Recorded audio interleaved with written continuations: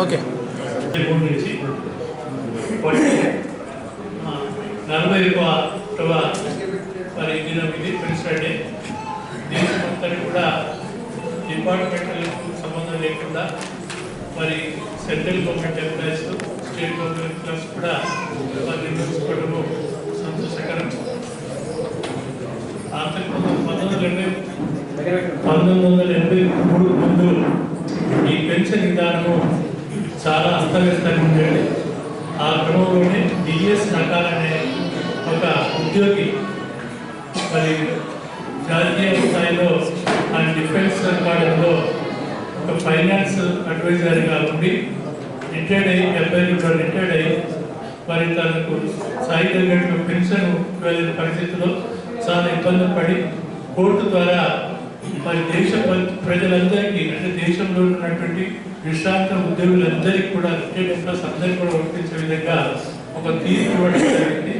అప్పుడు వైవి చంద్రచూడ్ అని మరి సుప్రీంకోర్టు ప్రధాన న్యాయమూర్తి గారు చక్కటి తీర్పు ఇచ్చారు. ఆ క్రమంలోనే ఇవాళ సెంట్రల్ గవర్నమెంట్ ఎంప్లాయీస్తో పాటుగా స్టేట్ గవర్నమెంట్ ఎంప్లాయీస్ కూడా మరి వాళ్ళ యొక్క శేష జీవితాన్ని రిటైర్డ్ అయిన తర్వాత వారి యొక్క జీవితాన్ని ఎంతో కొంత కొద్దిగా గౌరవప్రదంగా మరి ఇవాళ జీవించేటువంటి పరిస్థితి కానీ ఆ క్రమంలోనే వారిని గుర్తించుకుంటూ మరి ఆ తీర్పును మరొకసారి మనం అమలు చేసుకోవడానికి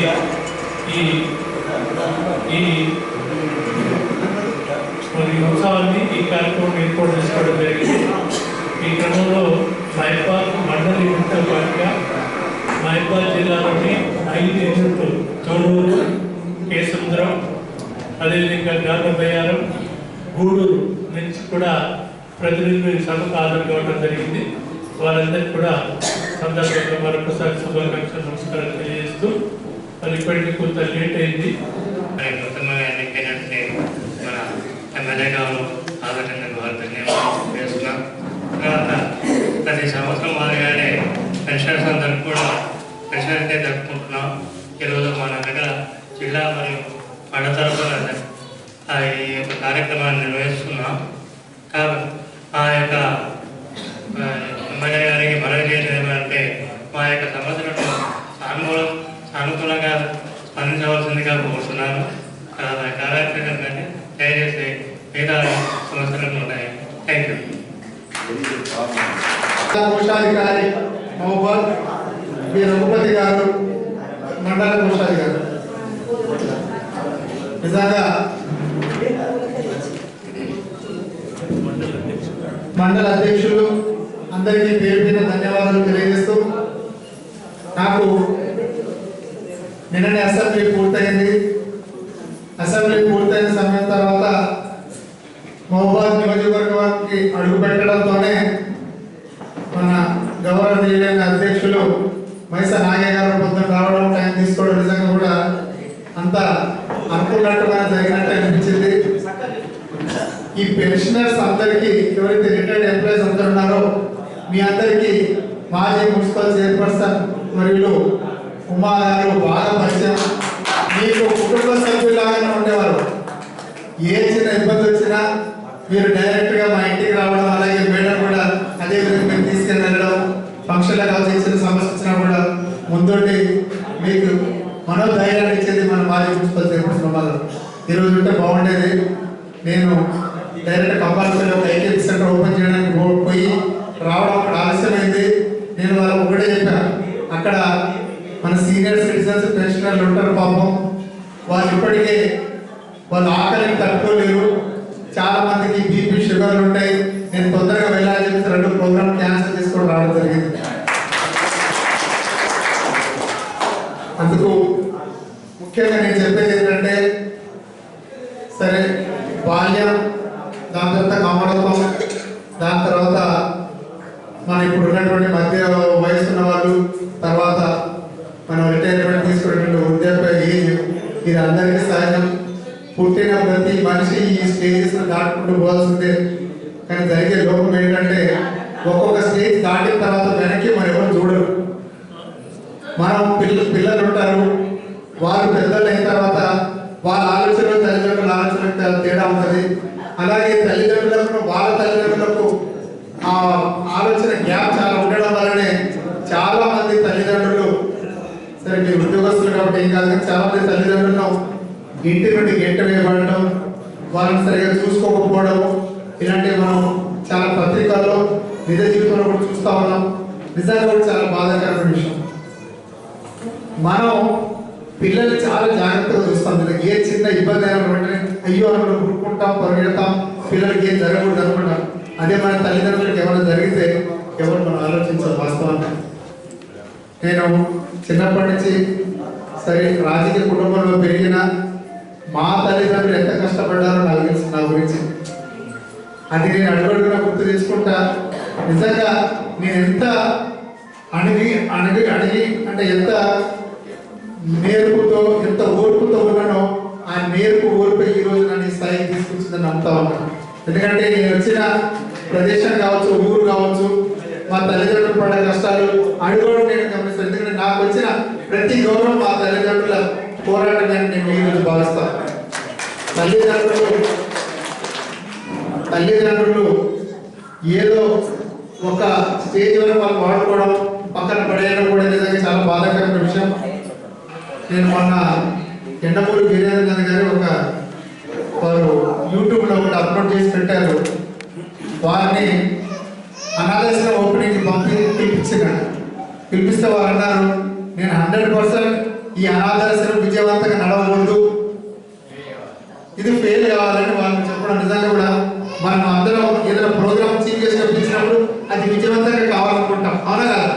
కానీ వారు రాగానే ఇది అటర్ ఫ్లాప్ కావాలి, విజయవంతంగా కావాలని అందరూ ముక్కును వేలేసుకున్నారు. వారు ఇప్పుడు బాధపడకుండా చెప్పేది ఏంటంటే, ఏ తల్లిదండ్రి రిటైర్మెంట్ అయిన తర్వాత, నేను చాలా తక్కువ సమయం తీసుకోను, రిటైర్మెంట్ అయిన తర్వాత అనాథాశ్రయాలకు ఎవరు వెళ్ళాలని కోరుకోకూడదు, ఇక్కడే తిరిగి పురుషులైతే బాగుంటుందని చెప్పడం నాకు నిజంగా నన్ను బాగా కలిసి చేసిన అంశం. అలాగే చాలా మంది పిల్లలు కూడా అదే విధంగా ఆలోచించాలి. రాబోయే రోజుల్లో ఈరోజు మనం ఇంప్లిమెంట్ అవుతుంది, మనం సంపాదిస్తున్నాం, మనం ఊపుతున్నాం, పరిగెడుతున్నాం, కానీ రేపు మన తల్లిదండ్రుల ప్లేస్ మనం ఆక్యుపై చేస్తున్నాం. ఏకైక ఆలోచన వాళ్ళ మెదడులో ఉంటే మనం అందరినీ సమానంగా చూస్తాం, గౌరవిస్తాం. మనం కష్టపడే దాంట్లో కూడా వాళ్ళు ఇబ్బంది పడకుండా వాళ్ళని కాపాడుకునేంత శక్తి, స్తోమత ఉంటుంది నేను అందరికీ తెలియజేస్తూ. ఇలాగే ఇక్కడ చాలా మంది భక్తులు మాట్లాడారు. మీరు ముఖ్య అంశాలు ఏంటంటే, మీకున్నటువంటి మెయిన్ డిమాండ్స్ మన అసెంబ్లీలో కూడా మన ప్రియతమ నాయకులు రేవంత్ రెడ్డి గారు విరోచితమైన పోరాటం చేసి గత 2.5-3 సంవత్సరాలుగా అధికార బీఆర్ఎస్ పార్టీ చేస్తున్నటువంటి అరాచకాలు కావచ్చు, వాళ్ళు చేస్తున్నటువంటి దౌర్భాగ్యమైనటువంటి పరిపాలన వ్యతిరేకంగా పోరాటం, ప్రజలకు అన్యాయం జరుగుతూ ఉంది. ప్రజల అన్యాయం ఎప్పుడైతే జరుగుతుందో వాళ్ళు తిరుగుబాటు అవుతారు అనే ఏకైక లక్ష్యంతో వాళ్ళు ముందండి పోరాడారు. పోరాటంలో విజయం సాధించారు. వారు తెలుసు మనం అసెంబ్లీలో మాట్లాడుతూ వాళ్ళు ఏమన్నారంటే, అధికారం బీఆర్ఎస్ పార్టీ అధికారంలో ఉన్నప్పుడు మనకు జీతాలు ఏ రోజు వస్తుందో కూడా మనకు కరెక్ట్ గా తెలిసేది కాదు అనే అంశం ప్రస్తావించినప్పుడే మనకు జీతాలు మొదటి 5వ తారీఖులో మనకు జీతాలు వస్తాయని చెప్పేసి నమ్మకం నాకు కలిగింది. ఎందుకంటే ప్రతి ఒక్క ఉద్యోగులు వారికి డిపెండ్ అయ్యేది ఫస్ట్ తారీఖు రాగానే హౌస్ ఓనర్ వస్తాడు, ఎలక్ట్రిసిటీ బిల్ అని, వాటర్ బిల్ అని, అలాగే ఈఎంఐలు స్టార్ట్ అవుతూ ఉంటాయి. అందుకే నాకు తెలిసి మా గౌరవ ముఖ్యమంత్రి రేవంత్ రెడ్డి గారు 5వ తారీఖు లోపే పెన్షన్స్ తో పాటుగా జీతాలు కూడా మొదటి తారీఖు లేదా 5వ తారీఖు లోపు అందించే విధంగా వారు ప్రక్రియ ఆల్రెడీ రూపకల్పన చేసిండ్రు. అన్ని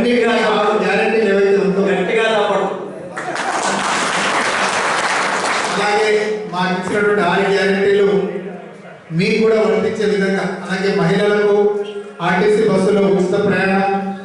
ఎందుకంటే పెన్షన్ అంటే చాలా తక్కువ జీతం వస్తూ ఉంటుంది, మీకు ఇల్లు గడవడం కష్టం, అందరి పిల్లలు ఒకేలా ఉండరు, చాలా మంది వృద్ధ దంపతులు కూడా కొడుకులకు వేరుగా కాపురం చేయాల్సిన పరిస్థితి ఏర్పడుతుందని భావిస్తూ ఇదొక పెద్ద సమస్య. ఇంకోటి మేము గమనించింది ఏంటంటే చాలా మంది ఉద్యోగస్తులు వాళ్ళు ఎక్కడో పనికి పోతూ ఉంటారు, ఏదో వేరే జిల్లాలో పోతారు, తల్లిదండ్రులు ఇంటి వద్ద వదిలేస్తూ ఉంటారు, వాళ్ళని చూసుకునే నాదుడు లేడు. అలా ఉండకపోవడం వల్ల వాళ్ళందరూ మాకు చెప్పడం ఏంటంటే వీళ్ళని కూడా ఏవైతే గవర్నమెంట్ స్కీమ్స్ ఉన్నాయో స్కీమ్స్ లో చేర్చండి. ఇప్పుడు వాళ్ళకి ఏమవుతా ఉంది, హై ఇన్కమ్ గ్రూప్ లోకి వెళ్ళిపోతారు పేరెంట్స్ కూడా డిపెండెంట్ కాబట్టి. వాళ్ళు హై ఇన్కమ్ గ్రూప్ లో వెళ్ళిపోగానే వాళ్ళకి ఏమవుతుంది, వాళ్ళకు ప్రభుత్వం ఇచ్చే ఏవైతే హామీలు ఉన్నాయో వీళ్ళందరూ వాటికి అర్హులు కాదు. ఇది చెప్పడం నేను కూడా మన సీఎం రేవంత్ రెడ్డి గారి దృష్టి కూడా తీసుకెళ్ళడం జరిగింది. ఇటువంటి చిన్న చిన్నవి కనుక మనం సవరించుకుంటే నిజంగా కూడా ప్రజల ఒక మనోధైర్యం, అలాగే ప్రజలకు మన మీద నమ్మకం ఏర్పడుతుంది. ఈసారి రేవంత్ రెడ్డి గారు ఒకటే మాట చెప్పారు, మేము పాలకులం కాదు సేవకులం అని చెప్పి మొట్టమొదటి వాళ్ళు చెప్పడం కూడా, అంటే ఆ ఉద్దేశం ఏంటంటే పరిపాలన చేసినా కూడా ప్రజలకు న్యాయం జరగాలి, ప్రజల వద్దకు వెళ్ళి వాళ్ళ కష్ట సుఖాలను తెలుసుకొని వాళ్ళకి ఇబ్బందులు కలగకుండా పరిపాలించే విధంగా మా పాలన ఉంటుంది అనేది ఏకైక లక్ష్యంతో మేము పాలకులం కాదు సేవకులం చెప్పడం చాలా గొప్ప నిదర్శనం. ఈ రోజు వరకు చాలా మంది ప్రగతి భవన్ చూసి ఉండరు, ఎవరికి అర్హత లేదు, అసలు ఎమ్మెల్యేలు అందులో పోవడానికి లేనప్పుడు సామాన్య మానవుడు పోయి అక్కడ ఏదైనా అర్జీ పెట్టుకునే అవకాశం కూడా లేకపోయింది. మనకు తెలుసు మన ప్రఖ్యాత విప్లవేత్త గద్దర్ గారు కూడా 4-5 గంటలు ప్రగతి భవన్ ముందు ఎండలో కూర్చొని ఆ దృశ్యాలు మన సామాజిక మార్గంలో చూసాము.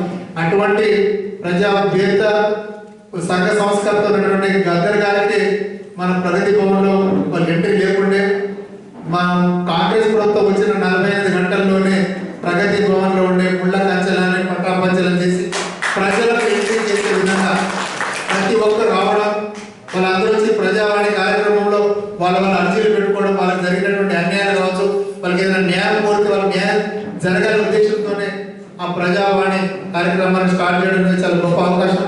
అలాగే సెక్రటేరియట్ లో కూడా చాలా ఆ సెక్రటేరియట్ చాలా మంది చూడడానికి పోయినప్పుడు వాళ్ళకి అనుమతి లేకుంటే మేము ఎప్పుడైతే అధికారంలోకి వచ్చినాం సామాన్య మానవులు చాలా ధైర్యంగా కాలర్ ఎగరేసుకునే సెక్రటరీలు అడుగుపెట్టి వాళ్ళ కష్టాలు అర్జీలను వాళ్ళ ఉన్నటువంటి ఆ డిపార్ట్మెంట్ సెక్రటరీస్ లో వాళ్ళు పొందుపరచడం మేము చూసాం కళ్ళ.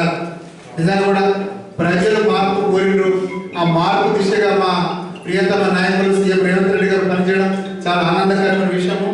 అలాగే ఇప్పుడు జిల్లా కేంద్రాల్లో వెల్నెస్ సెంటర్లు పెట్టడం, నాకు తెలిసి ఇంతకుముందు ఉమ్మడి జిల్లాలో వెల్నెస్ సెంటర్ వచ్చినట్టుంది. నేను చెప్తా ఉన్నా మేము కూడా కొంచెం చొరవ తీసుకొని ఈ వెల్నెస్ సెంటర్ని ఇక్కడ మన గవర్నమెంట్ ఏరియా హాస్పిటల్లో కూడా ఒక సెక్షన్ లాగా పెట్టి ఇక్కడికి మీకు వైద్యంతో పాటు మందులు కూడా, ఎందుకంటే 60 సంవత్సరాలు దాటిందంటే మనం అన్నం తక్కువ తినాలి, గోళీలు ఎక్కువ వేసుకోవాలనే సాంప్రదాయం ఉంటుంది అందరికీ. అదేవిధంగా మీరు ఎంత దూరం పోలేరు, ప్రతిరోజు ప్రతిసారి ఎక్కడికి వెళ్ళినా కూడా వరంగల్ పోయి మీ బీపీలు షుగర్ చెక్ చేయాలంటే చాలా ఇబ్బందిగా ఉంటుంది. కాబట్టి ఇక్కడే వెల్నెస్ సెంటర్ స్థాపించే విధంగా, ఎందుకంటే ఒక డిపార్ట్మెంట్ లాగా తీసుకొని ఇక్కడ మీ మందులతో పాటు ఒక డాక్టర్ మిమ్మల్ని చూసే విధంగా ఏర్పాటు చేసే ప్రక్రియను నేను మన ప్రియతమ నాయకులు రేవంత్ రెడ్డి గారి వద్దకు తీసుకెళ్తానని చెప్పి సభాముఖంగా తెలియజేస్తా ఉన్నాను. అలాగే పెండింగ్ లో ఉన్న 3 డిఏలు వెంటనే ప్రకటించాలని ఈ అంశం మన ప్రియతమ నాయకులు రేవంత్ రెడ్డి గారి దృష్టిలో ఉంది. ఒక డిఏతో పాటుగా మీకు ఇచ్చేటటువంటి పెన్షన్స్ ను మొదటి 3-4 తారీఖులో అంటే 5వ తారీఖు లోపే మీకు పెన్షన్ ఇచ్చే విధంగా జాగ్రత్తలు తీసుకుంటాం హామీ ఇవ్వడం జరిగిందని చెప్పి మన పెద్దలు చెప్పడం జరిగింది. అలాగే మీకు పెన్షనర్స్ ఐటీ నుండి మినహాయింపు ఇవ్వాలి అని నేను ఒకటి చెప్తా ఉన్నా. ఈ డిమాండ్లు ఏవైతే కాబట్టి నాకు ఇవ్వండి, నాతో పాటుగా మిగతా ఎమ్మెల్యేలు అలాగే మంత్రులు ఉన్నారు, మేమందరం కూర్చొని మాట్లాడి ఇందులో సాధ్యమైనవన్నీ చాలా చిన్న చిన్న అంశాలే, ఇవన్నీ పూర్తి చేసే విధంగా మీకు హామీ ఇస్తున్నాం. అలాగే ప్రతి నెల 1వ తారీఖున మీ పెన్షన్ జమ కావాలని, అలాగే పెన్షన్ కొన్ని రాష్ట్రాలు ఇచ్చినట్టుగా బస్సు ఛార్జీలు 4% రాయితీ కల్పించాలని, ఐటీ నుండి మినహాయింపాలని, ఈ 4-5 అంశాలను నేను తప్పగా ఆలోచించి ప్రభుత్వ దృష్టికి తీసుకెళ్తాం మీ తరఫున. నేను ఒకటే చెప్తా ఉన్నా, నేను రాజకీయ కుటుంబం నుంచి రావడం, అలాగే ఇక్కడ మా సొంత ఊళ్ళో ప్రాక్టీస్ పెట్టి ఇక్కడ ఉన్నటువంటి మా ప్రజలకు, ఇక్కడ ఉన్నటువంటి గిరిజన సోదరులు కావచ్చు, అందరి ఎస్సీలు కావచ్చు, ఇక్కడ వీళ్ళకు ఒక మంచి వైద్యం అందించాలని ఏకైక లక్ష్యంతో నేను మానుకోవడం రావడం జరిగింది. ఎందుకంటే నేను జిప్పాలో జనరల్ సర్జరీ చేసినప్పుడు నాకు 2004లో యశోద హాస్పిటల్ నుంచి మీరు సార్ 2 లక్షలు ఇస్తారు, మీరు వచ్చి పనిచేయండి అని చెప్పడం జరిగింది. అప్పుడు 2 లక్షలు అంటే నాకు తెలిసి ఇప్పుడు 20 లక్షలు ఇస్తాను. 2004, 2003 అయినా కూడా వదులుకొని ఒక చిన్న హాస్పిటల్ స్టార్ట్ చేసి మన ప్రజలతో ఉంటేనే మన గౌరవం. మనం ఎక్కడో హైదరాబాద్లో పనిచేస్తాం, ఎవరు నేను ఒక్కడే బాగుతా అంతేనా? ఆర్థికంగా నేను చాలా ఇబ్బందులు లేకుండా ఉండొచ్చు, కానీ నా కుటుంబ సభ్యులు ఉన్నారు.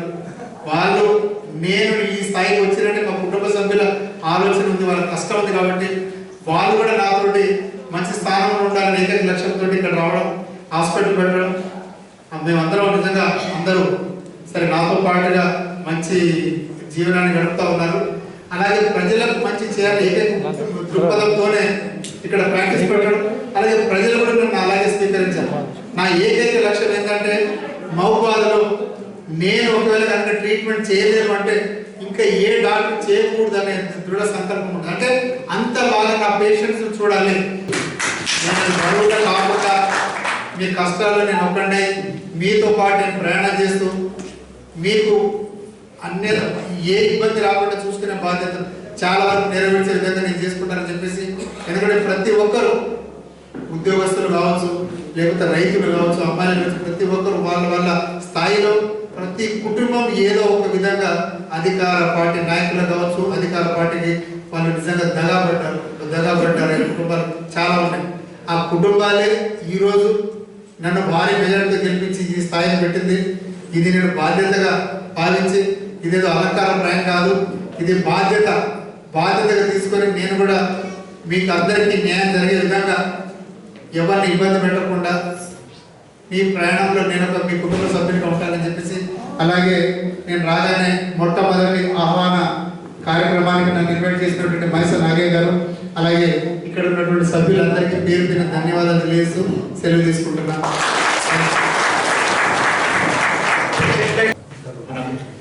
ఆరోగ్యం సహకరించదు, మిగిలిన వివరాలు కూడా పిల్లలు కొడుకులు బిడ్డలున్నట్టయితే వారు కూడా మనకు సహకరించకపోవచ్చు. ఇక మైబాద్లో సన్న బిల్డింగ్ ఉంది.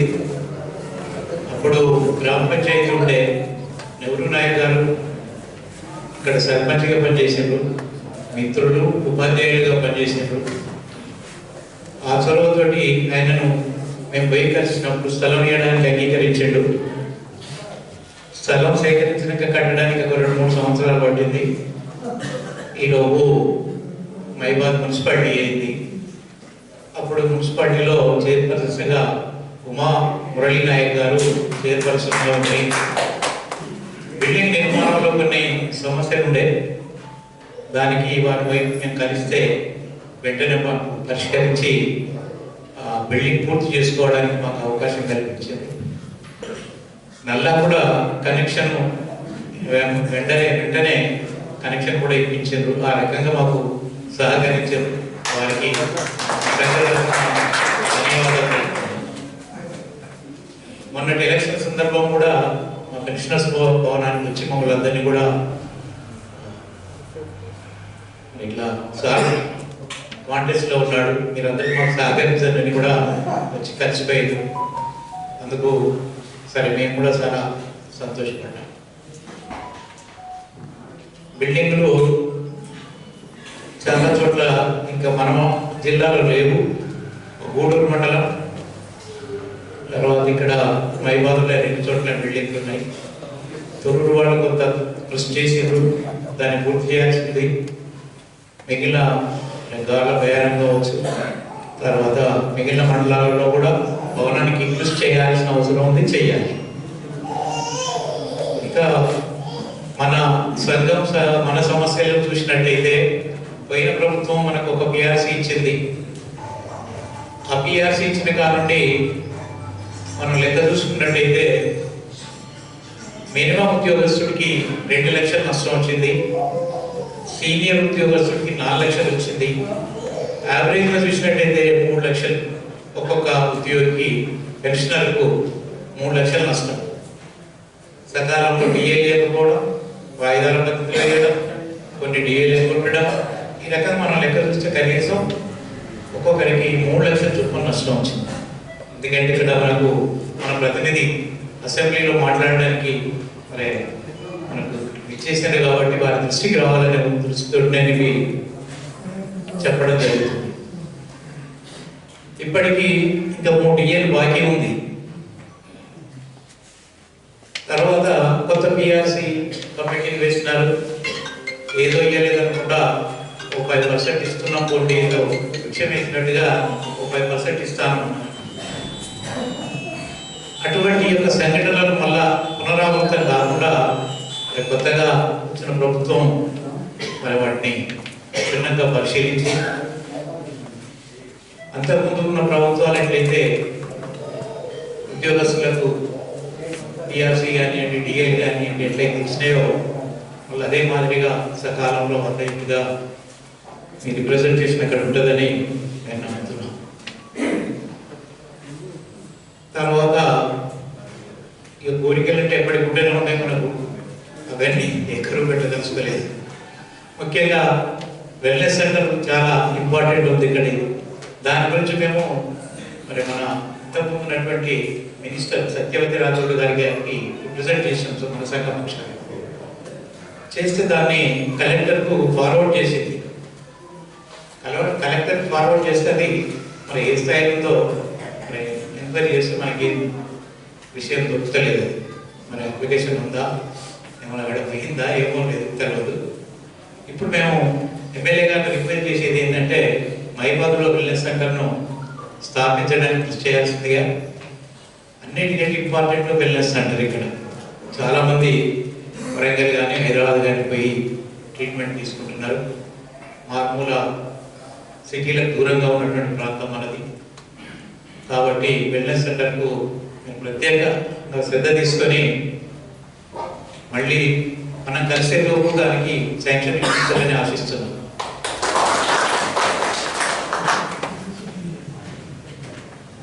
తర్వాత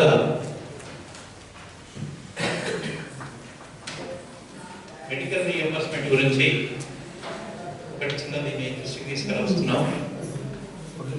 ఇప్పటికీ మెడికల్ రీఎంబర్స్మెంట్ బిల్స్ కొన్ని సబ్మిట్ చేసి 6 నెలలు దాటింది, 7వ నెల 8వ నెల నడుస్తున్నది. ఆ బిల్స్ ఇంతవరకు శాంక్షన్ అయి రాలేదు.